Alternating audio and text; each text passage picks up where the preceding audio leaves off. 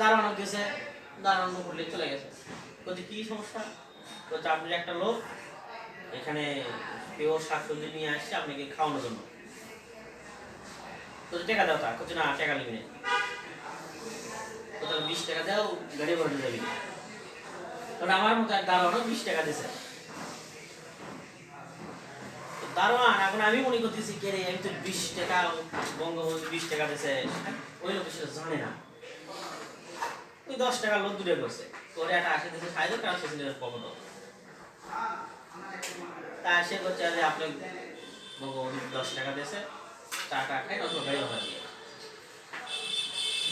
সে করছে না আমি তো টাকা নেবো না, আমার নেতাকে আমি ভালোবাসি, পিওর শাকসবজি বানাচ্ছি, আমি টাকা নেবো কে? দুজন গন্ডগোল।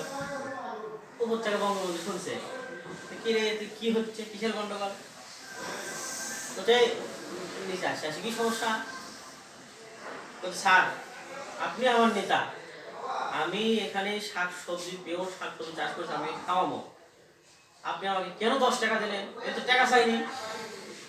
বঙ্গবন্ধু বলছে কি রে, দিনও 20 টাকা, ইপাইলো 10 টাকা, সমস্যা এই কাজ দাঁড়ানো ছাড়া কেউ করেনি।